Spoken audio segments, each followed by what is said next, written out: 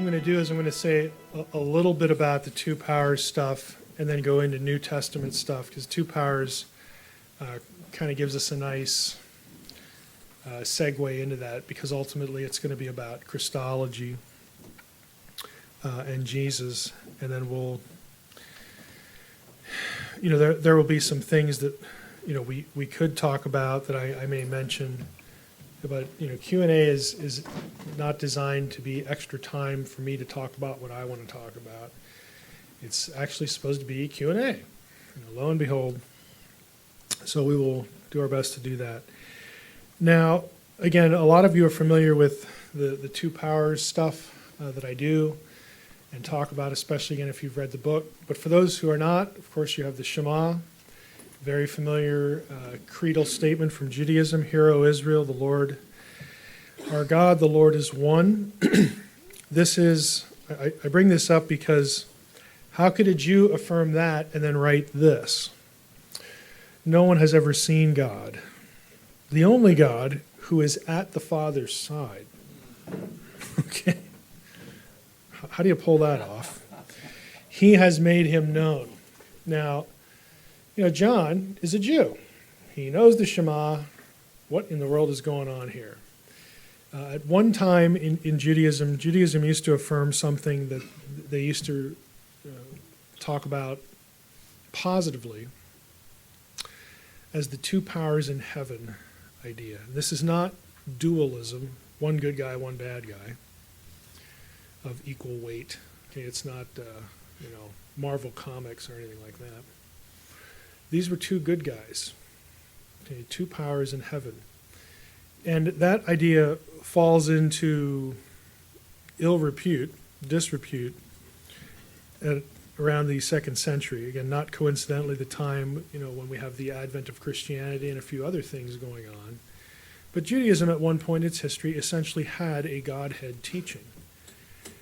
And they get it from their Old Testament. So when you have a Jew like John who writes this, of course, knowing the Shema, he's not thinking when he's writing this, this is good. I get to deny my faith in the God of Israel now. Okay, he's not thinking that at all. So he's sort of the exemplar for just the average question, even for Jewish converts in the book of Acts or whatever. How is it that these people, Jews, who refused even on pain of death to worship another God, how could they at the same time turn around and embrace Jesus as God in the flesh, worship him, sing praises to him, again, talk about him the way they do? How could they do that and not feel like they were violating the formative creedal statement of the Old Testament? How does that work? And it's a big deal. I mean, it's still a big deal for Jews I've met.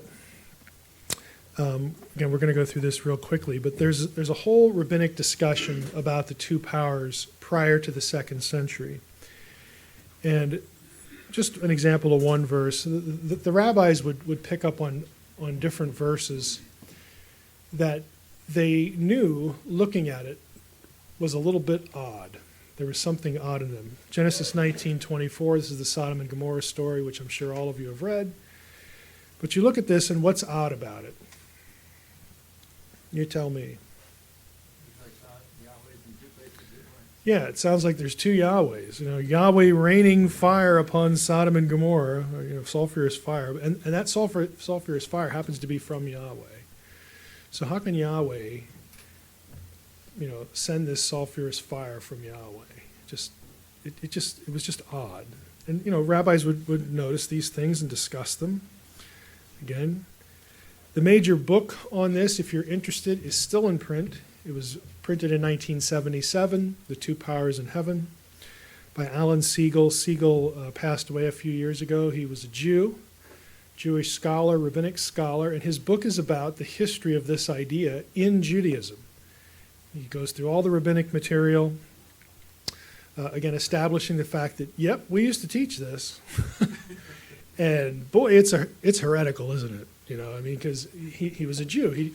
He doesn't want to go along with it, but his book is just about, this used to be part of our theology. again, until the 2nd century AD. Other passages, Daniel, again, you have the Ancient of Days seated, and then you have, the description, which is, all familiar to us, hair like lamb's wool, thrown in tongues of flame, just like Ezekiel 1. I mean, we know who this is, the wheels, the whole bit. And then the court sat, again, divine council meeting, the books were open, one like a human being, one like a son of man, a human one, came with the clouds of heaven, dominion, glory, and kingship were given to him. There's something else about this passage that I don't have in red. I don't even know if you can see the color there. This whole motif of the coming upon the clouds, which I'm not going to get into specifically here. I'll get into some other two power stuff, but I'll mention this much. In the ancient Near Eastern world, the epithet, the one who comes with the clouds, or the one who comes upon the clouds, or the one who rides the chariot in the clouds, something like that. That was a known epithet for Baal. Okay, Baal is not an underling. He's not just an angel. Okay, I'm saying this for like Jehovah's Witnesses, because Jehovah's Witnesses like to take deity language used of Jesus and say, oh, he's just an angel and a created being and all this kind of stuff. Well, the coming upon the clouds thing is a big deal because of the way it gets used in the New Testament when Jesus is on trial, because it goes back to Daniel 7. But anyway, you get this well-known deity phrase. The Old Testament writers use this deity phrase that everybody, Jew or outside of Judaism, whether you're an Israelite or not, they know what this is, because Baal was such a big deal in the ancient world. Baal was worshipped even into the Roman period. Okay, he's just a big figure. And the biblical writers in the Old Testament use the phrase 4 times of Yahweh of Israel. And the reason was Baal was a storm god. He was the god that was perceived as giving us rain. Baal's a wonderful guy because he gives us rain, and that means our crops grow. That means we get to eat. Okay, it means our animals get to eat. We're alive because Baal sends us rain, and we can survive, and oh, he's wonderful. Okay? Well, the biblical writers are like, no. Baal isn't the one who controls this stuff. It's Yahweh of Israel. So they would take this label and stick it on Yahweh, to make this theological point. Well, the only place they don't do that, there's one other occurrence, and it's Daniel 7. Here it's applied to a second figure, aside from the God of Israel. And so Jesus knows this. I mean, the Jews knew it. This was one of the primary texts in Judaism to reinforce the two powers in heaven teaching, was this one right here, Daniel 7. So when Jesus is on trial in front of Caiaphas, and Caiaphas says, come on, tell us who you are. Quit beating around the bush. And he says, okay, listen up, Caiaphas. I don't want you to miss this. Hereafter you will see the Son of Man coming upon the clouds, in great glory. You want to know who I am? I'm the guy in Daniel 7 who's the cloud rider. And Caiaphas tears his clothes, says this is blasphemy. He knows instantly what Jesus is saying. And every Jew would have, because they have this two powers thing. There's Yahweh, but then there's like this other Yahweh. There's like two of them. And in the book Unseen Realm, I refer to it as the two Yahweh figures. But you have two-ness, you have Godhead going on there. And Siegel, again, spends a lot of time on this passage. But I want to show you some specific passages, just a handful, again, because I want to do some other things, where you get the two powers thing going on. Now, we all know Exodus 3. Burning bush, we've seen Charlton Heston, okay, we all know that. So who's in the bush? Well, God's in the bush. Well, he is. Who else is in the bush? There's two in the bush, okay? Angel of Yahweh, angel of the Lord. And again, Yahweh sees him that he had come to look aside. God calls it. You got at least two in the bush. I mean, some would say three, but I think it's two. Okay? You have the God of Israel and this angel guy. They're in the burning bush, calling Moses. Exodus 23, I'm sending an angel. God says to Moses, this is after Sinai, they've gotten the law. It's time to start doing stuff, to prepare for the journey to Canaan, the promised land, and all that. And God pulls Moses aside one day and says, hey, I'm sending an angel before you to guard you on the way and to bring you to the place that I have made ready. Pay heed to him and obey him. Do not defy him, for he will not pardon your offenses. Why? Since my name is in him. Now, in Hebrew, the name is Shem. The word for name is Shem. Hashem is the name. And if you have Jewish friends today, they still speak of God himself this way. Now, when I was in graduate school, we had one professor who would not allow us to say Yahweh in class. He didn't like freak out too much if we forgot, depending on what mood he was in, to be honest. He would say, now when we're reading in class and we encounter the divine name, the four consonants, he says, you either say Adonai, which means Lord, that's your substitute, or you say Hashem, the name. And he was fine if we remembered to do either one of those two things. If you slipped up, then he would let you know. But Hashem, the name, is a way of referring to God himself. Deuteronomy, you get lots of these passages where God talks about, hey, when we get to the promised land, there's this place that I have chosen to establish my name. Okay. The promised land is spoken of as the place where God will set up or establish his name. It doesn't mean that, hey, when we get in there, we got to go to this place and then I need somebody to scrawl four consonants in the ground or on a rock. No, it's not a spelling lesson, okay? The language is about, this is where I am going to dwell, this place that I will choose to set my name. I will establish my name. Psalm 20, may the Lord answer you in the day of trouble. May the name of the God of Jacob protect you. Some trust in chariots, some in horses. We trust in the name of the Lord our God. Again, the picture is not this. Well, here we have the Israelites. They're ready to go out to battle, or their town is under siege or whatever. And they're not, they're not out there in the battlefield saying, okay, bring it on, Philistines, bring it on, Assyrians. The Assyrians I refer to as the Klingons of the Old Testament. That's basically what they were, man. They were just awful. You didn't want to run into a Klingon. Okay, an Assyrian. So, but the idea is not, okay, you're coming to attack us, watch this. And they go out and YHWH. There, do something now. Well, yeah, they're going to run over it. Okay, on their way to killing you. I mean, trusting in the name is not trusting in four consonants. It's trusting in a person, an entity, a deity. Okay, the God of Israel, this is the way you refer to God himself. This language, Isaiah 30, it's personified, lips full of fury, tongue like devouring fire. So you go back to Exodus 23 when God tells Moses, look, this angel is a little bit different. You better obey him. He will not pardon your transgressions. He's not going to overlook your offenses because my name is in him. In other words, I am in this guy. When you walk around, you see this guy, that's me. Now, that doesn't mean I'm not over there. Doesn't mean I'm not still in the heavens. Okay? It's just that I can be there and I can be right there at the same time. And this is an embodied human. Okay, this is the way angels are always described. Captain of the Lord's host. Remember that? Joshua encounters the captain of the Lord's host. What does he say? Take your shoes off your feet, because the place where you're standing is holy ground. It's exactly the same thing that is said at the burning bush. He's God in human form. This is not a New Testament concept. This is an Old Testament concept. The angel who has the name, the angel who is Yahweh, but yet he's also not, because God's sending him. So you get this talk in the Old Testament about the angel and the name as being a figure who is Yahweh, because Yahweh is the name, but yet he's not, because Yahweh told him what to do. It's kind of the way we talk about Jesus. Okay, Jesus is God, but he's also not. He's not the Father. Well, if he's not the Father, can he really be God? Well, of course he can be God. You have these discussions, okay?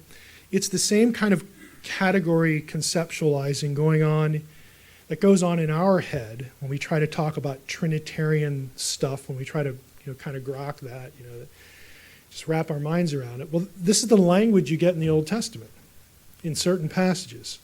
This is but isn't kind of thing going on. And this prepares people, it prepared Jews, for things like high Christology. Okay, that God could come as man and still be God there. Which one's God? The answer is yes.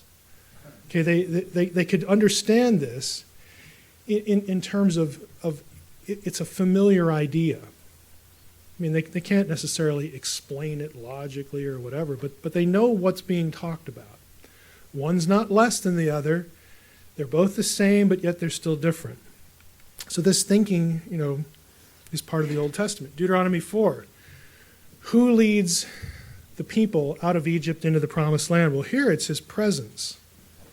It's the panim, it's the presence of God. Well, I thought it was the angel back in Exodus 23. Is it the angel or is it the presence? Well, back here in Judges 2, well, here we have the angel again. The angel says, well, I'm the one who brought you up from Egypt, took you into the land which I had promised on oath to your fathers. I said, I will never break my covenant with you. Well, is it the angel? Is it the presence? I'm getting confused. Genesis 31, the angel of God comes to Jacob. In verse 13 he says, I am the God of Bethel. Now that's important for Jacob because Bethel is the place where Jacob first encounters God. He builds him an altar there.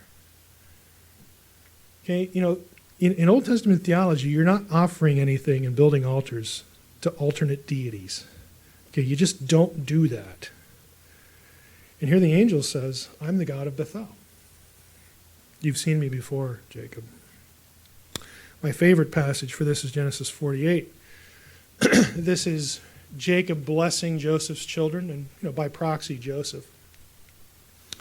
So Jacob's on his deathbed, and we know the story about Joseph brings the boys, and then he crosses the arms, and the firstborn, and all that kind of stuff. We have here. But what we miss when we tell the story is the blessing. So verse 15, Jacob blesses Joseph by saying, and there's 3 stanzas to this. The God in whose ways my fathers Abraham and Isaac walked. The word there is Elohim, specifically Ha Elohim. Second stanza, the God who has been my shepherd from my birth to this day. What do you think the third one's going to be? The angel who has redeemed me from all harm, and here's the kicker, may he bless these boys, these lads. In Hebrew, the verb is singular. In other words, it's not proper to translate it, may they bless the boys.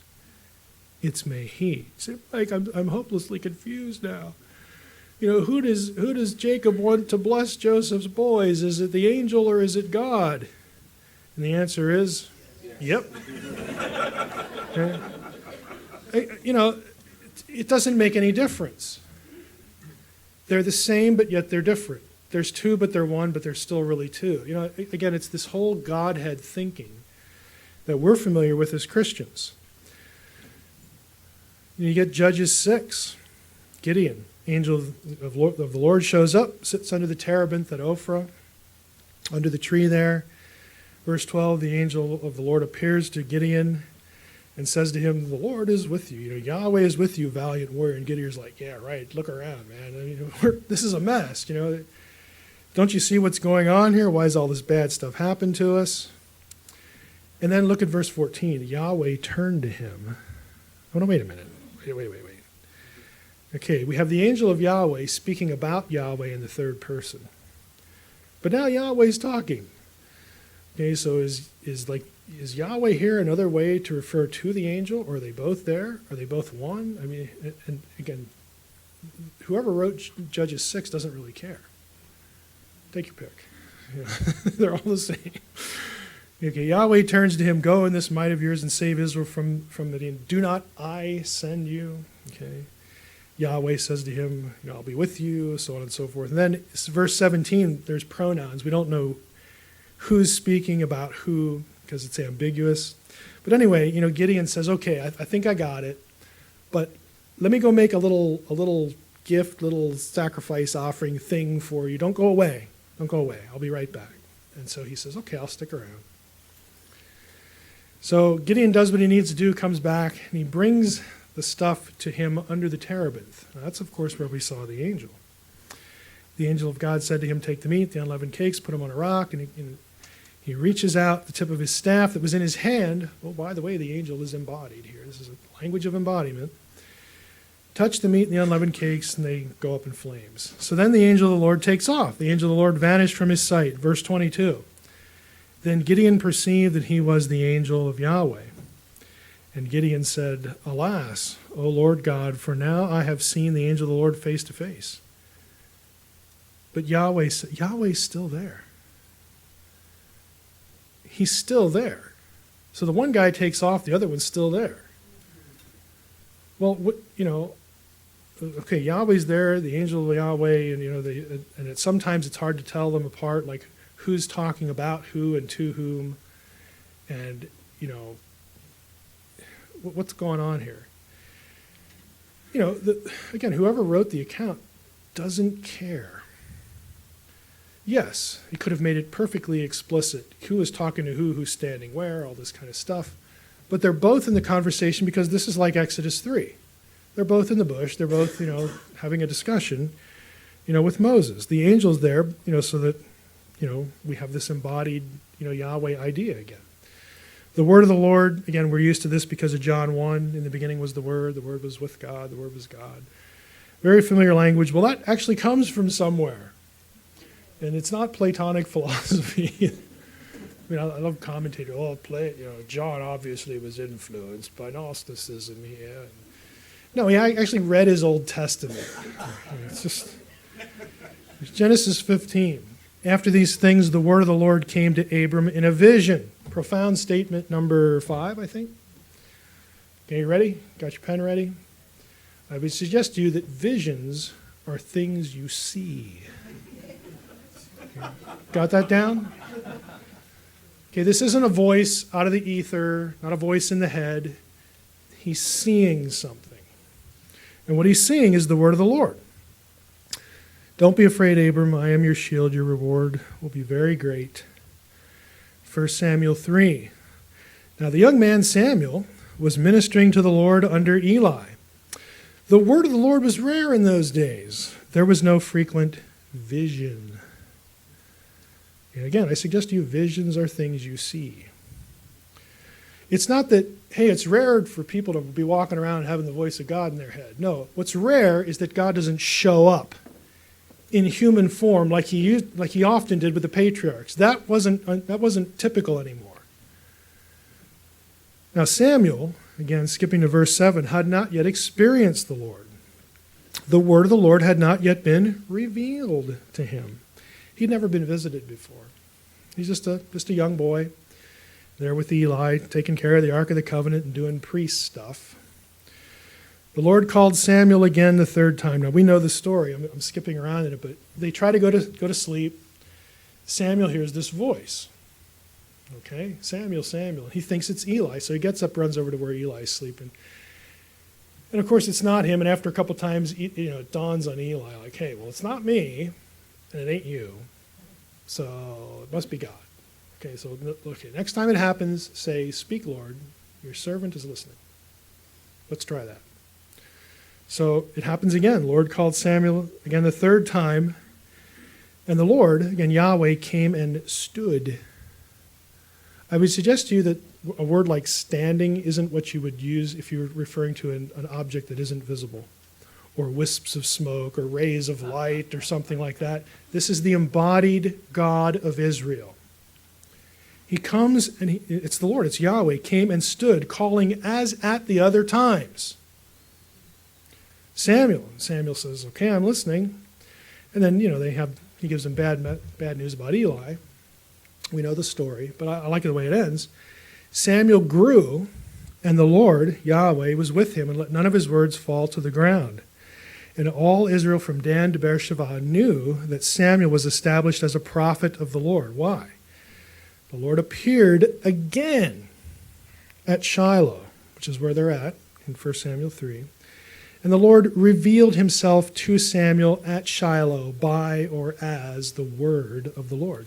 Do you realize the word of the Lord is a reference to, in some passages, and we've looked at a few here, as God in human form.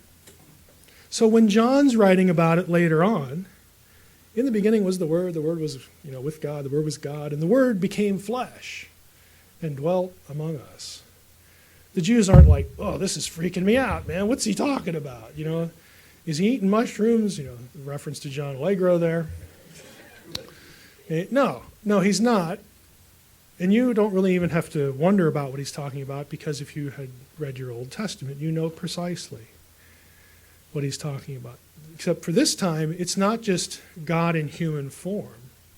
This time it's God made flesh, human flesh, incarnation.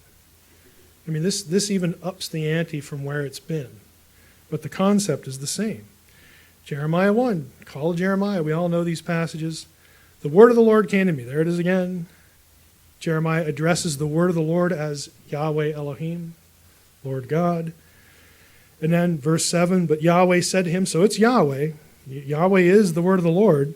And then in verse 9, then Yahweh put out his hand and touched my mouth. It's the language of embodiment. In this case, it's a tactile experience as well. Again, I'm not saying that every time you get the word of the Lord show up in these passages that it's God in human form, but in some cases it is. Okay, you look for the context. Okay, does the context support it or not? The thing is we often don't even see these things. We kind of tend to think that the New Testament's doing something altogether different, when it's really not. We talked about the cloud rider before. Let me skip down here.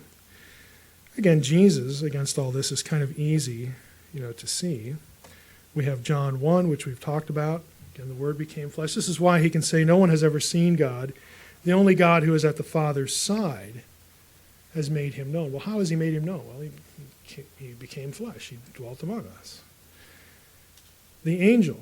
Well, is it, in the Old Testament you get Yahweh delivering the people from Egypt, taking them to the land. You get Panim, the presence. You get the angel doing it. You get Elohim doing it. Who is it, Mike? Is it God? Is it Yahweh? Is it the angel? Is it the presence? And the answer is all of the above. Yeah. But here, for Jude, now I want to remind you, although you once fully knew it, that Jesus, who saved a people out of the land of Egypt, I mean, it's very clear what he's thinking here. He's putting Jesus in this slot, so to speak, the embodied deity idea. By the way, afterward he destroyed those who did not believe. We tend to skip that part of the verse.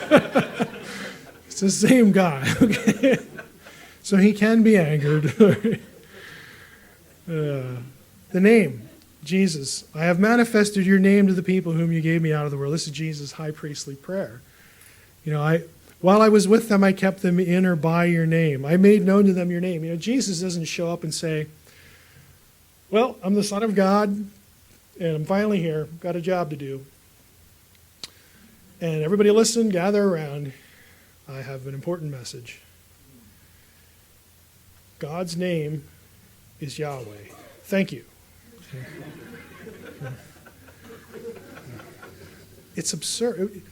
When the language here says, I made known to them your name, Jesus isn't running around saying, hey, God's name, I know God's name, everybody listen.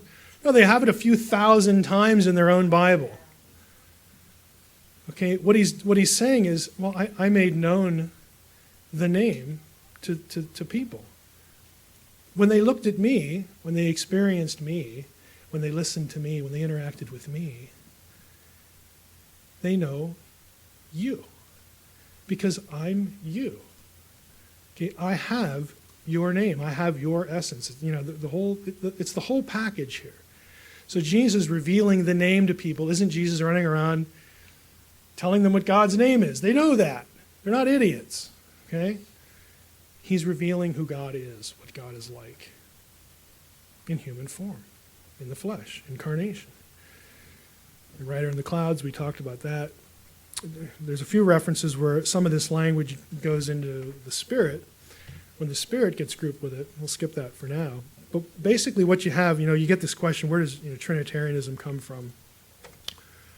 And you get these people running around like a Bart Ehrman or somebody like that, and talking about how, this Trinitarian concept, the concept of high Christology is late. The Christian community originally didn't believe any of this, and then somebody came along and said, hey, this would be a good idea for a religion, so let's invent it.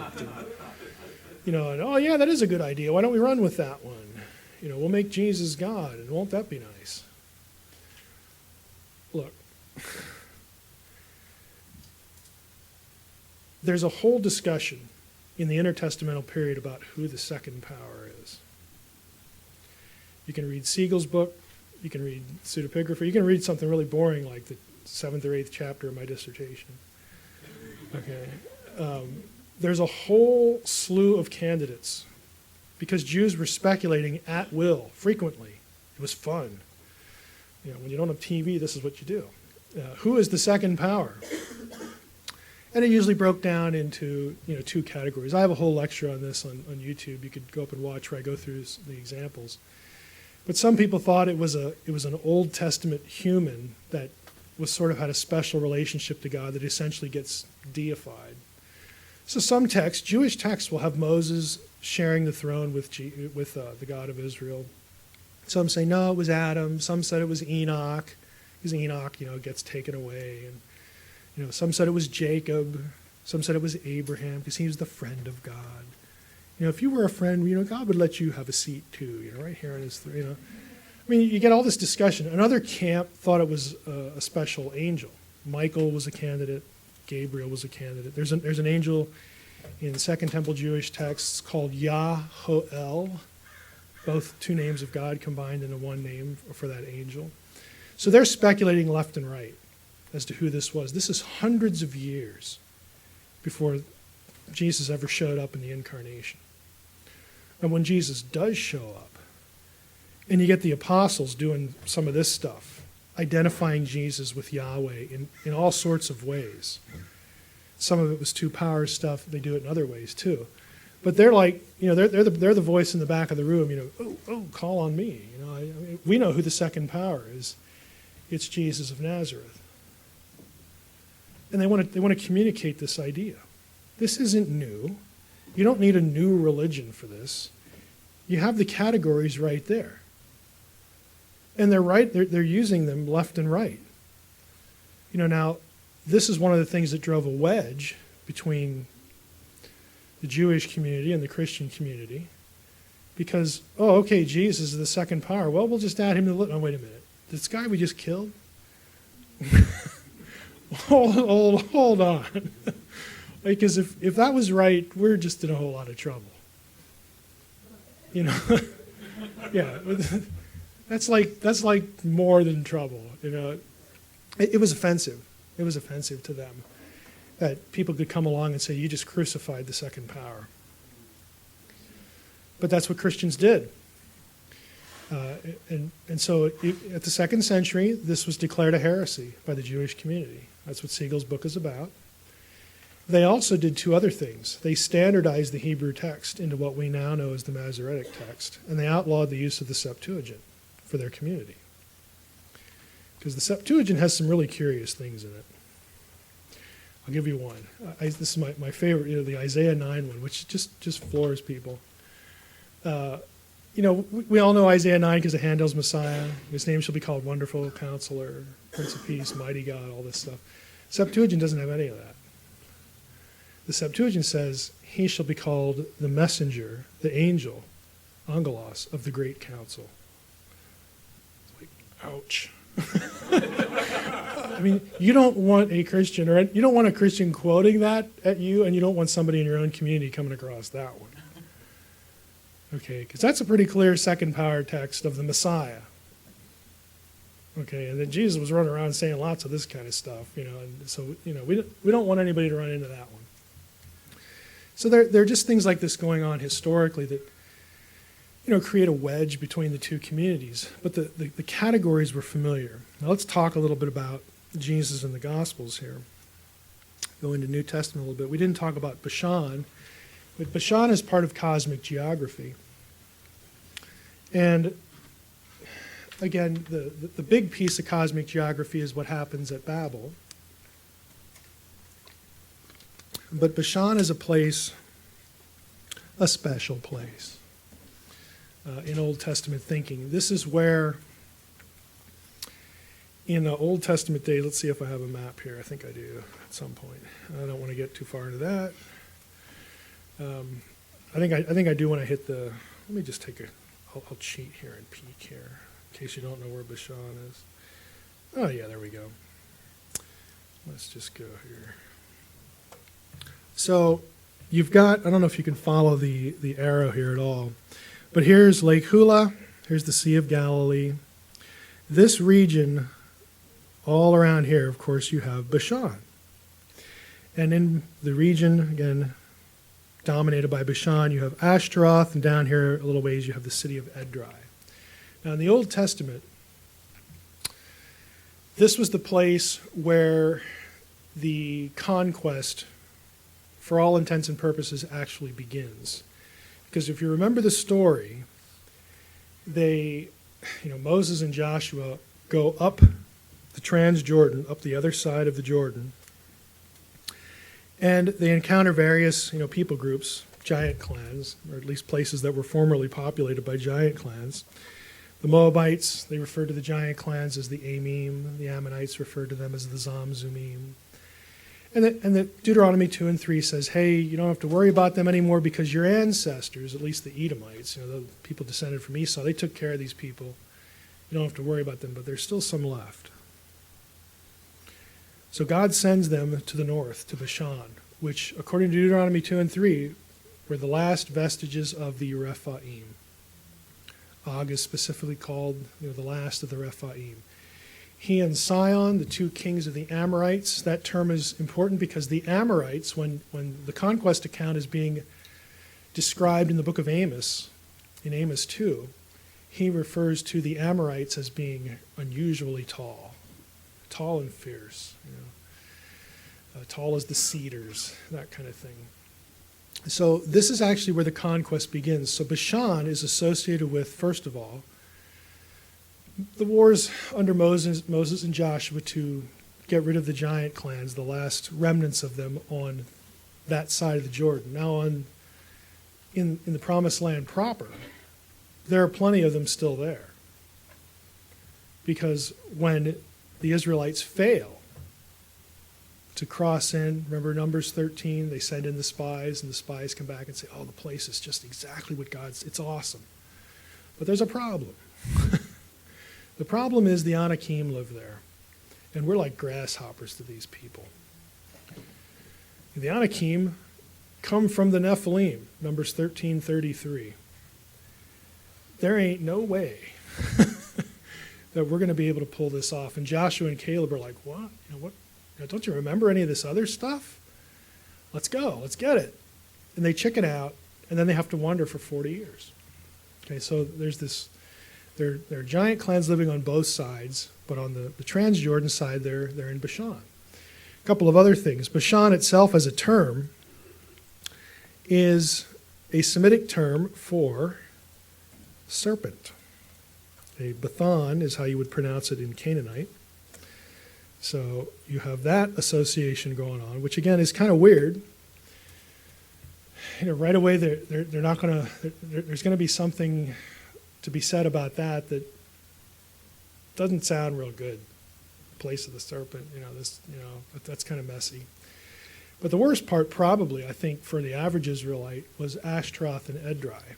In Ugaritic texts, Canaanite texts outside the Bible, these places were considered gateways to the netherworld, gateways to the realm of the dead. They were just spooky places. So you had all sorts of associations with this region that were not good. Later in Israel's history, there's going to be a cult center to Baal built at the foot of a particular mountain that's in the region of Bashan. Mount Bashan in the Old Testament is known later as Mount Hermon. There's a cult center dedicated to Baal there. In Jesus' day, it's dedicated to Pan, the god Pan. Before that, it was Zeus. And you have all these associations with this place. Hermon, again, Mount Bashan was the place where the Watchers descend in the books of Enoch, Jubilees and whatnot, where they collude together to corrupt humanity. All these things are present. I'm just going to skip ahead.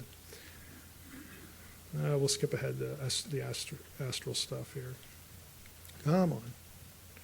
There we go. When Jesus shows up, part of his ministry is going to be in this territory.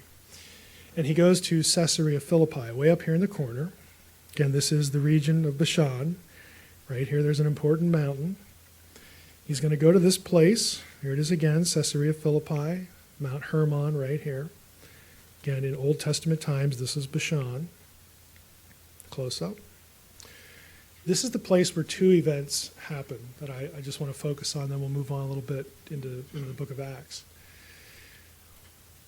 Matthew 16, Mark 8, this is Peter's confession. So Jesus goes to Banyas, okay, next door to where the cult center to Baal used to be, in the region of Bashan, at the foot of Mount Hermon.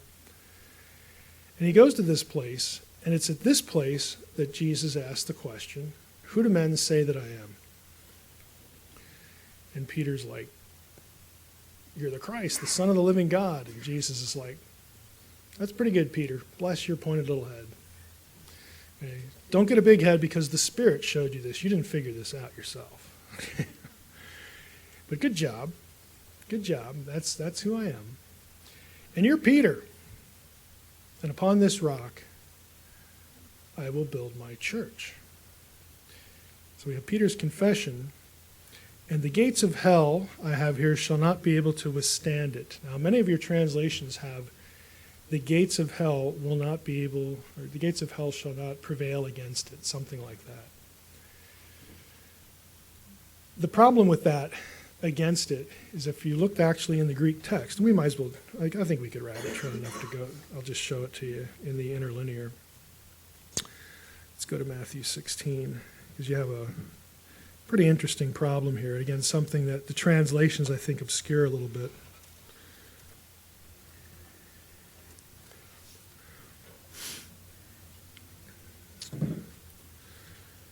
Okay. Shall not prevail against it. So we'll turn on the interlinear here. And you'll notice against it, in the column, there is no Greek word corresponding to against. That means that word is supplied in English. There is no preposition here against it. Now the verb form is also interesting. Prevail. We have future active, indicative, third person plural. Okay, will prevail, shall not prevail, and then we have autes, it. Now you have a choice as a translator here. You can supply a preposition so that it's readable in English, or you can go with this suggestion. The gates of hell will not be able to withstand it. If you use that translation, it matters. Why? Because if you say the gates of hell will not be able to prevail against it, that makes it sound like the church is there, cowering in a corner, taking a beating from the gates of hell. But the gates of hell will never quite kill it off. Okay? It turns the gates of hell into the attacker, and the victim is the church. If you go with this, again, just what's in the Greek text, then the gates of hell shall not be able to withstand it. That turns the whole thing around. That means the church is the one administering the beating, not the other way around. And this is Jesus' point. I mean, where's, we have this whole argument about, upon this rock. Okay, the Catholics say, well, that's a play on words, rock, Petros, Petra, Peter, all this kind of stuff. And Peter is the thing that the church is built on, and he was the first pope, and so you should all be Catholic. And the Protestants will turn around and say, no. It's not Peter. This language is taken from something like 1 Corinthians 10, where Jesus is the rock, or God is the stone, or something like that. And so this is really a reference to Jesus. And so we shouldn't be Catholic. We should all be Protestants. All right? I don't think either of them have this correct. I think the rock is where they're standing. I think they're standing, at this region, this particular piece of turf. They're at the foot of Mount Hermon. They are in the place that is associated with the realm of the dead. Again, used to be a cult center to Baal, who was the Lord of the dead in Canaanite religion. And Lord of the dead, by the way, in Christian thinking is who? Satan. Satan, Beelzebul, remember that? That's Canaanite. Baal-zebul in Ugaritic is Prince Baal. It becomes a name for Satan later on. And then they tweak it a little bit. They change it to Beelzebub, which is, prince of the flies, like the dung. The flies gather around dung. It's a pejorative. Beelzebub is a slam. It's a slap in the face to this deity. But at any rate, this is all associated with Baal. And this is Baal's region. This is, again, his dominion. So I think what Jesus is really saying is not that I'm going to build this thing on you, Peter, and boy, I hope you're up to the task. Don't get married, okay? Because, it's not stuff like this. He's saying, look, upon this rock, I'm going to build my church, and the gates of hell will not be able to withstand it. I'm going to make Satan's domain his tomb. We're going to just blow right past this guy. We're going to build right over top of him. We are going to defeat the Lord of the dead. He is ours. He belongs to us. It's him that should be afraid, not us.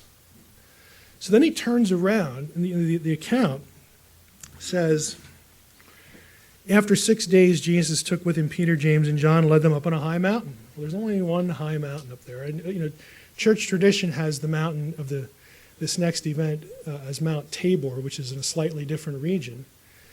And the only reason it is that way is because of Constantine's mom. It is. Constantine's mom was like an ancient archaeologist person. She traveled the Holy Land, and she was a genuine believer by all accounts, but she'd say, well, that's where this happened. It's like, okay, you're the emperor's mom. That's the place. Literally, it just became entrenched tradition. There's nothing in the account to identify the mountain specifically, but they're at Caesarea Philippi, and they go up into a high mountain. Well, there's really only one candidate for that, if you're looking at the map, and that's Hermon. So what happens when they go up a little ways into Hermon? What's the next event? It's the Transfiguration.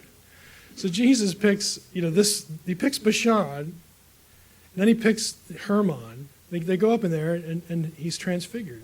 And again, I like to imagine it that Jesus is like, okay, watch quickly. Here's who I really am. So Peter, James, and John get to see, him in his glorified state, but who else gets to see? The powers of darkness. He's like, I'm here, do something about it. Because after this event, the account says that they turn and they start heading to Jerusalem, and it says, from this time forward, Jesus began to teach his disciples that he has to go to Jerusalem. The Son of Man must go to Jerusalem and die. And they're like freaked out. Like, what?